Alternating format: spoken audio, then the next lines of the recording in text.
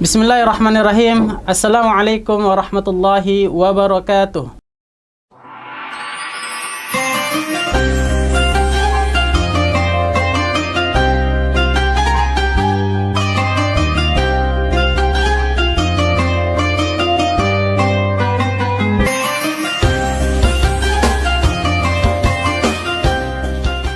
Ayah, bunda, dan ananda yang berada di rumah, as-saim was-saimat yang dirahmati Allah Subhanahu wa taala.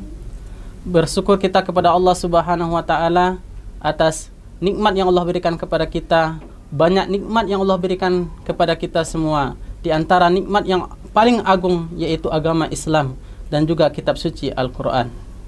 Salawat dan salam semoga tercurah ke baginda Rasulullah sallallahu alaihi wasallam, yang Rasulullah inilah sebagai nabi yang Allah sampaikan wahyunya, yaitu Al-Quran yang mulia. As-saim wa saimat yang dirahmati Allah Subhanahu wa taala.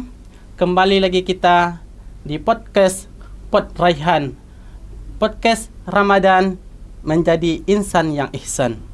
Bersama saya Ustadz Amrin Borotan, dan di hadapan saya bersama Ustadz Abdul Hamid Nasution. Assalamualaikum Ustadz. Waalaikumsalam warahmatullahi wabarakatuh. Apa kabar Ustadz? Alhamdulillah luar biasa Ustadz Amrin, sehat dan alhamdulillah puasanya berjalan lancar. Ustadz Amrin gimana? Alhamdulillah, saya juga Ustadz dalam keadaan sehat walafiat. Semoga kita di bulan suci Ramadan ini Allah tetap berikan kepada kita kesehatan sampai nanti habis bulan Ramadan ini. Amin. Amin ya rabbal alamin.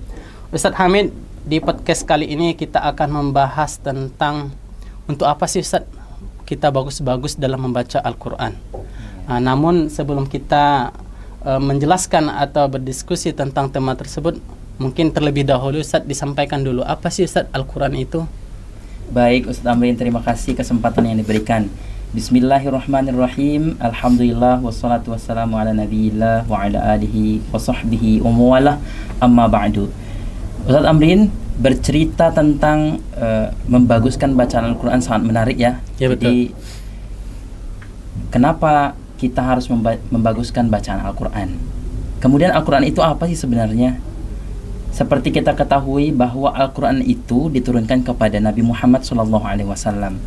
Dari siapa diturunkan? Dari Allah Subhanahu wa ta'ala. Berarti Al-Quran itu merupakan firman atau wahyu yang disampaikan oleh Allah Subhanahu wa ta'ala melalui malaikat Jibril kepada Nabi Muhammad sallallahu alaihi wasallam. Dan Al-Quran ini ketika diturunkan, disampaikan kepada Nabi Muhammad sallallahu alaihi wasallam melalui malaikat Jibril, maka Al-Quran itu tidak disampaikan langsung satu kitab itu, Ustaz Amrin. Jadi disampaikan secara berangsur-angsur.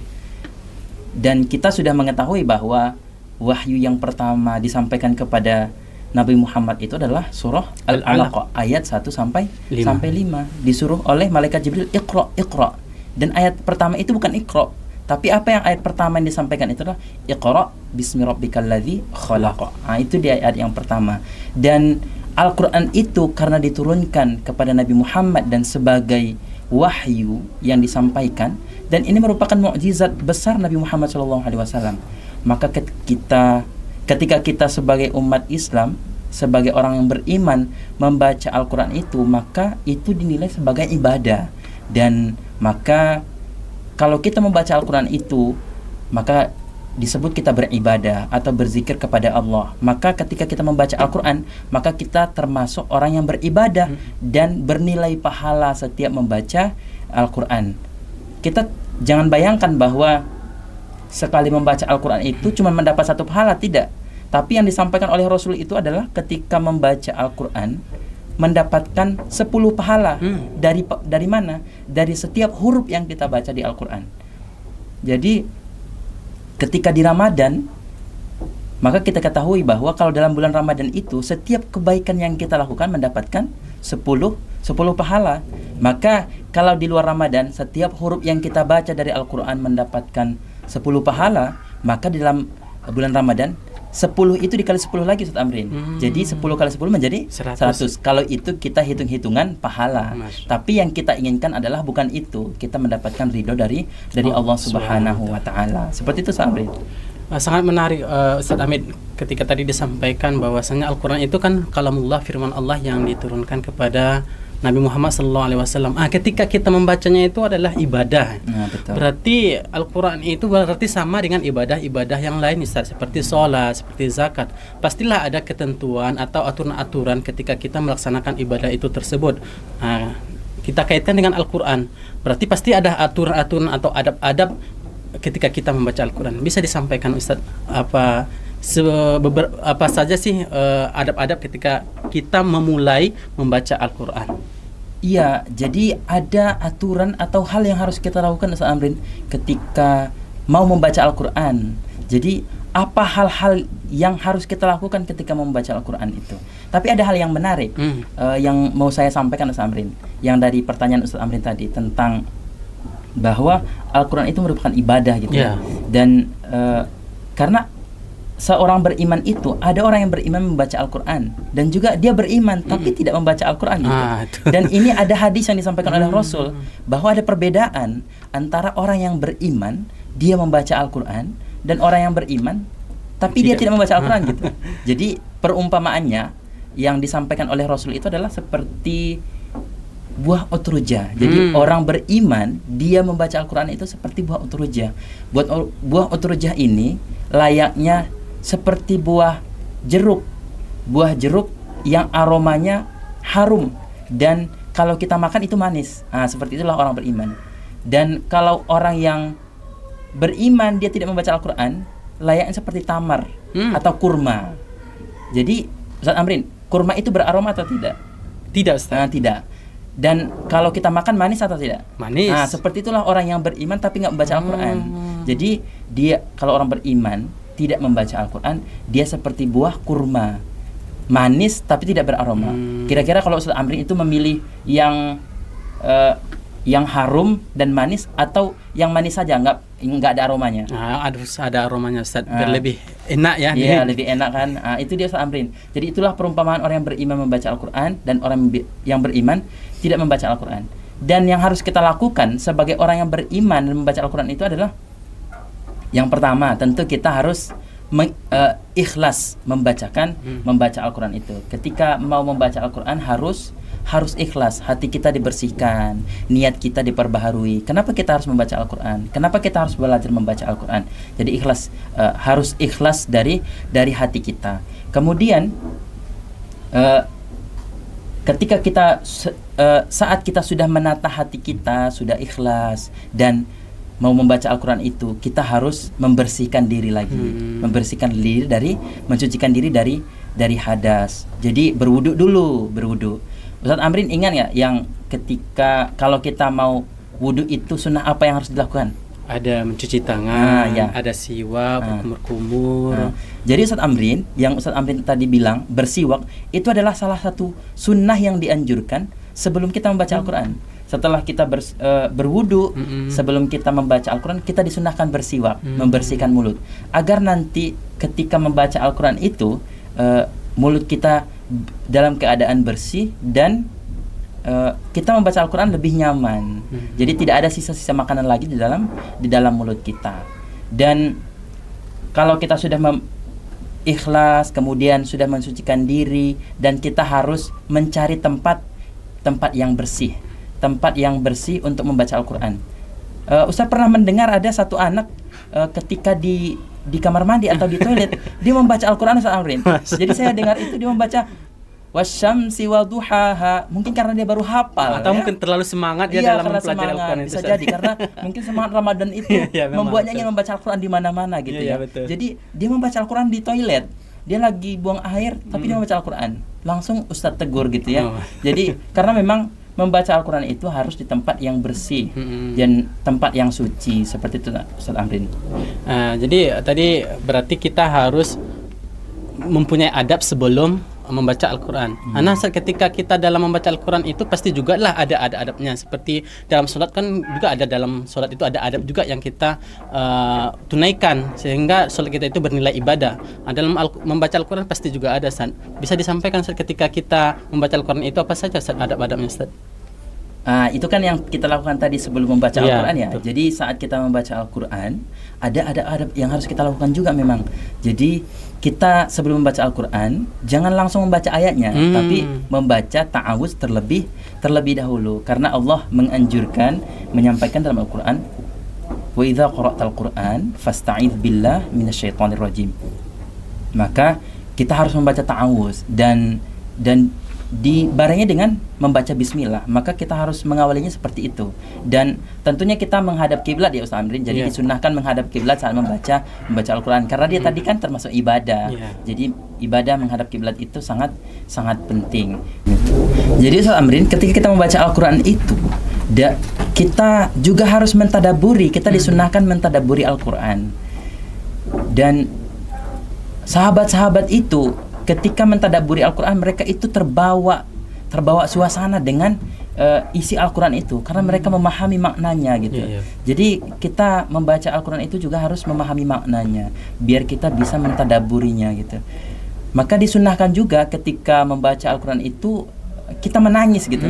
Jadi menangis itu adalah hal yang salah satunya dianjurkan oleh Rasul ketika membaca Al-Quran. Karena sahabat-sahabat itu juga mengamalkan itu. Jadi Umar bin Khattab itu pernah lagi sholat subuh, dia menjadi imam, membaca surah Yusuf, dan dia menangis.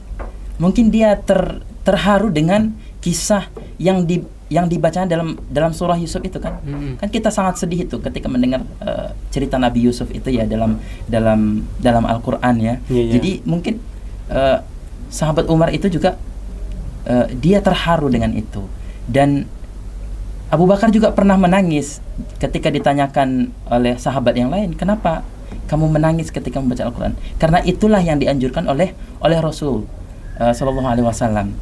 Mungkin Ustaz Amrin pernah juga tuh mendengar kalau ada imam-imam yang ketika jadi imam membaca ayat Al-Quran, dia terbawa suasana menangis seperti gitu. yang di Masjidil Haram ya Ustaz ya. Iya betul. Jadi itu Ustaz Amrin, mereka itu imam-imam kita itu, mereka itu mengamalkan sunnah yang dianjurkan oleh Rasul, menangis saat membaca Al-Quran gitu. Kalau keadaannya Ustaz, kalau dia membaca Al-Quran itu ada yang tersenyum, kadang agak sampai ketawa juga mungkin ada. Itu ada juga Ustaz yang seperti itu. Tadi kan disampaikan ketika menangis ya kan. Tapi kalau keadaan dia itu ketawa atau tersenyum, itu bagaimana keadaannya Ustaz?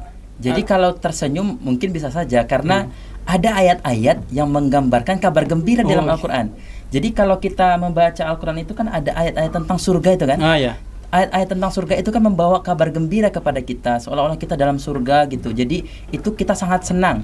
Jadi ayat-ayat yang tentang rahmat, tentang kasih sayang Allah itu, kita dianjurkan bukan ketawa, tapi dianjurkan untuk berdoa biar kita dimasukkan ke dalam surga misalnya, digolongkan oleh Allah kepada orang-orang yang mendapatkan rahmat Allah, seperti itu Ustaz Amrin. Mungkin Ustaz hanya menambahi sedikit Ustaz tentang adab dalam membaca Al-Quran itu tadi. Kan udah setelah kita tadabburi, berarti kita harus membaca Al-Quran itu adalah sebagai yang diisarkan di dalam Al-Quran itu adalah waratil Qur'ana tartila. Itu membaca Al-Quran itu dengan tartil. Nah, di sini saya minta ke Ustaz Hamid, apa sih sebetulnya Ustaz tartil itu? Oh iya, jadi tartil itu kalau kita membaca surah Al-Muzammil ya. Jadi di situ ada disampaikan bahwa waratil Qur'ana tartila, itu di surah Al-Muzammil, bahwa maka bacalah Al-Quran itu dengan bacaan yang tartil. Bacaan tartil ini seperti yang disampaikan oleh Rasul itu, bahwa kalau kita lihat riwayatnya itu, Rasul membaca Al-Quran itu dengan huruf demi hurufnya itu jelas. Jadi membaca Al-Quran dengan tartil itu maksudnya huruf demi huruf jelas, seperti yang dicontohkan oleh Rasulullah. Dan begitu pula lah Rasul membacakan Al-Quran itu kepada para sahabat. Dan ketika kita membaca Al-Quran juga mestinya seperti itu. Tidak boleh cepat-cepat, terburu-buru. Dan kenapa kita harus tartil membacanya itu? Karena kita ingin mentadaburinya dan ingin membaguskan setiap huruf yang kita baca dari Al-Quran, biar kita mendapatkan pahala yang tadi. Tapi kalau kita salah-salah baca hurufnya, tentu kita tidak dapat pahala. Kemudian membaca Al-Quran dengan tartil itu tentu dengan usaha ya Ustaz Amrin. Jadi kita harus berusaha dengan baik sebelum kita bisa membaca Al-Quran dengan tartil itu, tentu kita bukan orang Arab ya, yang tahu dengan huruf-huruf Arab gitu ya. Sedangkan orang Arab saja yang bahasa Arab belum tentu mereka bisa fasih membaca Al-Quran dengan baik. Tentu kita harus belajar dengan baik, mempelajari huruf-huruf Al-Quran itu dengan guru. Jadi kita harus mencari guru atau kita mencari tempat ngaji yang betul-betul bisa mengajarkan huruf-huruf itu dengan baik, agar ketika kita membaca Al-Quran bisa membacanya dengan benar sesuai huruf dari makhrajnya, dari tempat keluarnya, dan sifat-sifat yang sesuai dengan huruf itu. Jadi berarti tartil itu adalah membaca Al-Quran itu sesuai dengan makharijul huruf, sesuai dengan hukum-hukum tajwidnya ya Ustaz ya. Betul. Ustaz, kalau fenomena yang kita dapati di masyarakat ketika membaca Al-Quran, ada istilah muqamat Ustaz, yaitu irama. Apakah memang harus mesti ada irama di dalam membaca Al-Quran ini Ustaz? Yang nantinya itu membaguskan bacaan gitu. Tentang irama dalam membaca Al-Quran. Ya, kita sering mendengarkan membaca Al-Quran itu ada suara yang indah, ada lagunya gitu ya Samri. Jadi membaca Al-Quran dengan suara yang indah itu memang dianjurkan juga. Jadi hadisnya itu adalah Zayyinul Quran bi aswatikum. Hiasilah Al-Quran itu dengan suara kamu gitu. Jadi ada juga hadisnya bahwa siapa orang yang membaca Al-Quran tanpa berirama, maka dia tidak bagian dari kami, bukan dari bagian dari kami itu. Jadi anjuran membaca Al-Quran dengan irama dan suara yang bagus itu sangat dianjurkan, dan itu juga sangat disukai oleh Allah Subhanahu wa taala. Tapi kita jangan lupa Ustaz Amrin, membaguskan, kan tadi tartil dulu ya. Jadi membaguskan tartilnya dulu. Tartil dulu baru irama. Betul. Jadi jangan mendahulukan irama dulu. Kadang kita sering mendengarkan ya, kalau kita misalnya ketika tadarus di masjid gitu betul. Sering kita dengarkan orang-orang yang tadarus di masjid itu, mereka suaranya bagus gitu ya. Tapi kalau kita dengarkan bacaannya itu masih butuh perbaikan. Masih butuh dipelajari lagi huruf-hurufnya, hukum tajwidnya. Jadi yang harus kita betulkan terlebih dahulu itu adalah cara membacanya yang benar dan sesuai dengan kaidah hukum tajwid, Ustaz Amrin. Kenapa Ustaz Amir penting sekali kita mempelajari Al-Quran itu Ustaz? Soalnya kan kita udah sholat ini, sudah bayar zakat, sudah berzikir, dan ibadah-ibadah yang lainnya. Kenapa kita harus mesti juga mempelajari Al-Quran itu?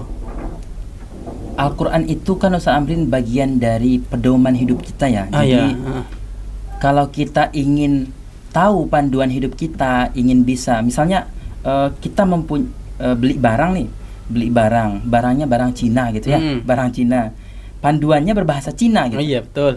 Panduannya berbahasa Cina. Kalau kita di situ nggak ada terjemahan bahasa ini, bahasa Inggris, bahasa Indonesia nggak ada, dan kita nggak bisa bahasa Cina, gimana kita mau mengikuti panduan itu?